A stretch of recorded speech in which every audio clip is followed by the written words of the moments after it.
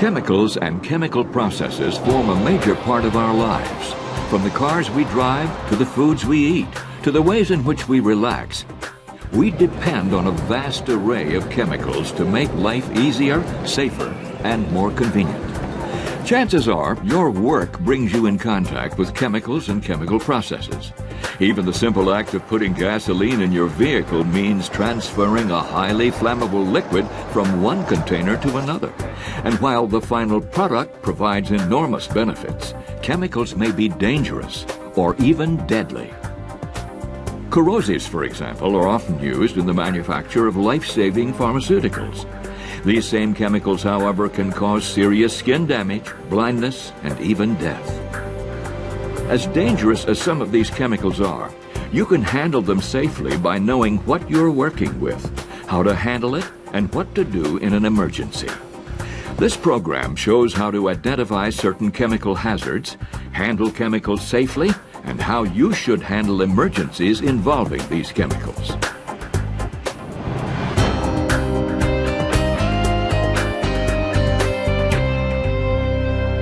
You can identify a chemical's potential hazards in several different ways, including the type of hazards it presents, its physical state, and health effects.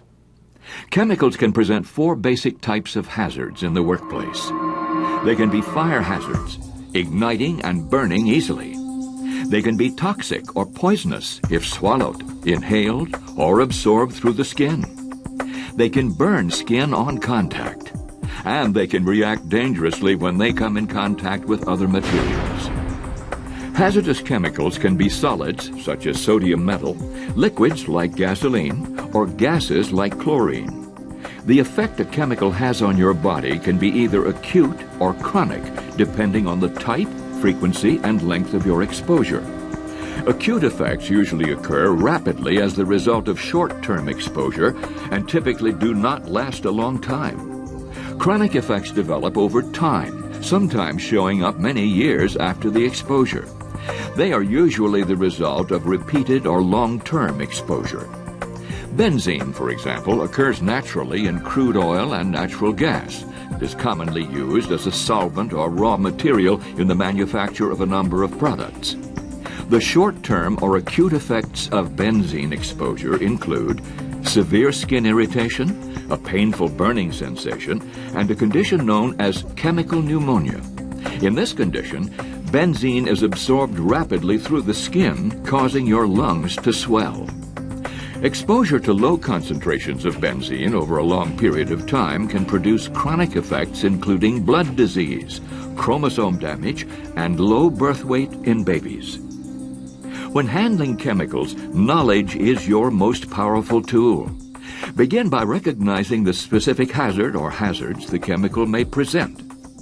The Material Safety Data Sheet, or MSDS, is one of your best sources for information on the chemicals you use. It contains a summary of a chemical's hazards, as well as proper handling, use, and storage methods. The MSDS also lists important information for protecting you, such as permissible exposure limits, the right personal protective equipment, firefighting techniques, and emergency procedures. The first step in identifying a chemical is to read the label. Each chemical that arrives in your facility must have accurate labels containing specific information. Read the label to discover a chemical's hazardous ingredients, the principal hazard it poses, and the name and address of the manufacturer, who can provide further information. In addition, the label provides the Chemical Abstract Service, or CAS number.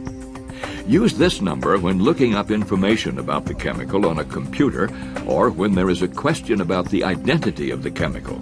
It may also be necessary when reordering the chemical. In addition to identifying labels, each chemical container must have a hazard label. There are two major labeling systems in use for identifying a chemical's hazards, one developed by the U.S. Department of Transportation, or DOT, and one by the National Fire Protection Association, NFPA. The DOT system uses diamond-shaped color labels and placards that describe the nature of the chemical hazard. Examples of DOT labels include both flammable and non-flammable gases, flammable liquids and solids, poisons and infectious substances, as well as radioactive materials and miscellaneous hazardous materials. The NFPA label is also diamond-shaped, but is divided into 4 different colored sections. The red section represents the material's level of flammability. The blue section represents the chemical's health hazards. The yellow section represents the chemical's instability. And the white section indicates special hazards that cause the chemical to become dangerous in a fire, such as reactivity with water or oxidizers that cause fires to burn violently.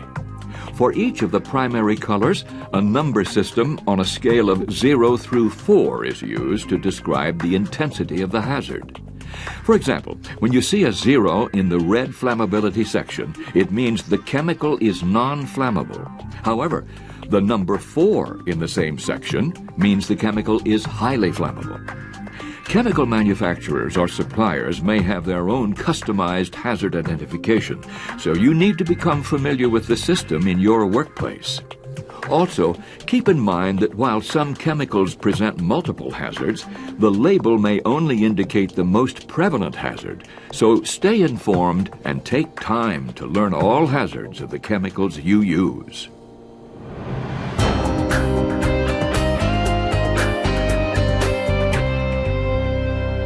You can reduce the risks of hazardous chemicals by using proper handling and storage techniques. While specific requirements vary from one chemical to another, here are some general guidelines that apply to most hazardous materials. Before you use any chemical, make sure you know what it is. Do not use any chemical from an unidentified container. When transferring chemicals, use the proper container for each material. Remember that the container you are transferring the material to must also be properly labeled. Make sure the container is leak-proof and sturdy. Stack containers carefully so they won't fall. Be sure they're not stacked too high, blocking aisles or obstructing emergency exits. Treat cylinders containing compressed gases as potential explosives. Don't expose cylinders to high temperatures. Excessive temperatures can trigger rupture prevention devices or cause explosions. When a cylinder is empty, promptly remove the regulator and replace it with a protective cap and mark the cylinder as empty. When moving or storing cylinders, secure them with straps or chains, or place them in an appropriate stand to prevent them from falling.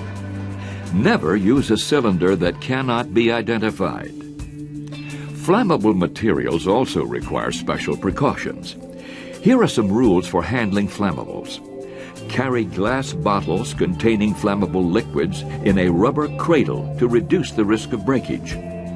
Keep ignition sources away from the material. Use static bonding and grounding procedures when transferring flammables. Keep flammables away from hot work or sparks. And observe no smoking regulations in areas where flammables are used or stored. Oxidizers and flammables are a dangerous combination. Store them well away from each other to prevent violent reactions in case of fire. Use NFPA-approved fireproof cabinets to store flammable materials away from the work area. Many accidents occur when chemicals are being moved to and from storage areas, so use common sense and the methods your facility has outlined when moving hazardous chemicals. When working with any hazardous chemical, keep the area well ventilated to prevent harmful vapors or dust from accumulating in the air.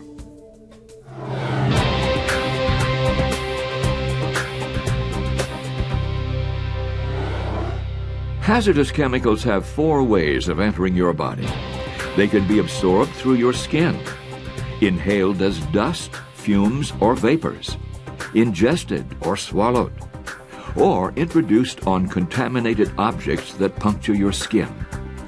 To reduce the risk of exposure to hazardous chemicals, you must wear personal protective equipment, or PPE, that is designed and tested for the chemicals you're using. Some rubber gloves, for example, can fall apart when exposed to certain corrosives. Some chemicals require aprons or full body coverings to protect you from splashes or contamination. You may need an air purification device in areas where normal ventilation will not protect you from harmful vapors. These devices can range from simple air filters to respirators, or even a self-contained breathing apparatus. In all cases, protect your eyes with safety glasses, safety goggles, or a face shield. Protect your hands with appropriate gloves. Neoprene gloves can protect you from most corrosives or solvents, but don't guess. Your life and health are at stake. Examine your gloves for signs of wear or failure every time you put them on. Gloves can fail due to permeation or a chemical seeping through glove material, or penetration when a glove is torn or punctured. Look carefully at the tips of the fingers and between fingers for cracks, pinholes, or excessive wear. If there are any signs of damage, replace them. Make sure your gloves fit properly. Gloves that are too small can constrict the movement of your hands, while gloves that are too large can get caught in machinery, causing major injuries. Before removing your gloves, take the time to rinse them with clean water to remove chemical residue. This will prevent your hands from coming in direct contact with chemicals. Your ordinary safety shoes may not protect you against all chemicals, corrosives, for example. Wear rubber boots, rubber overshoes, or synthetic rubber and acid-resistant work shoes to be safe. Check the MSDS to ensure you are using the correct combination of personal protective equipment for your situation. Your employer will provide the appropriate PPE, but it's up to you to use it properly.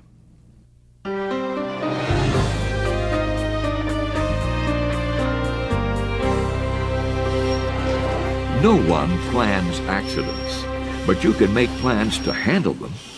Your facility's emergency action plan contains specific information for handling hazardous material emergencies, including contact information, evacuation and rescue procedures, and reporting guidelines. Learn the plan before you have to use it.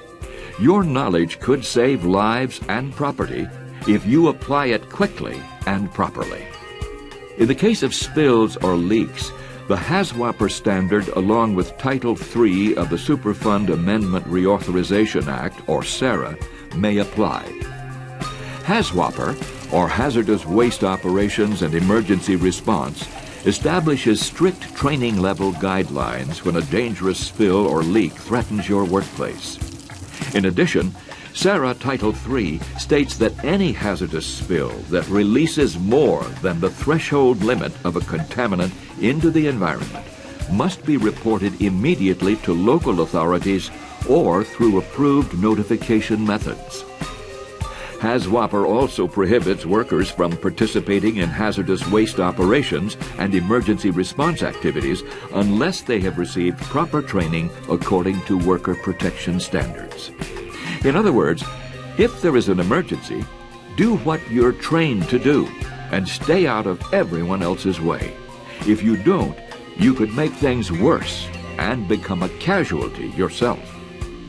If a fire occurs that is small enough to fight with a portable fire extinguisher, make sure you use the right extinguisher for the type of fire you're fighting and that you know how to use it properly.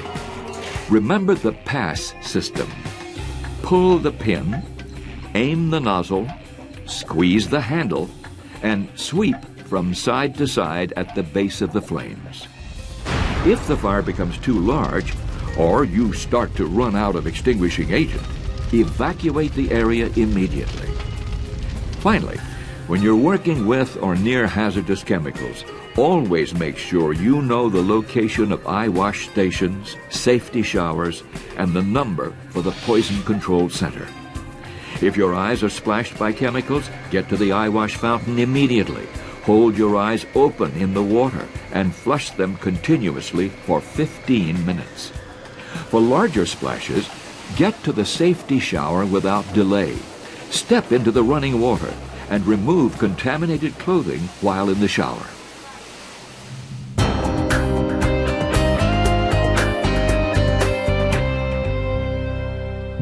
You have the power to make hazardous chemicals useful in many ways. You also have the power to use them safely by following some basic guidelines. Know what you're working with, read the label and MSDS, and make sure you understand the hazards and the ways to avoid them.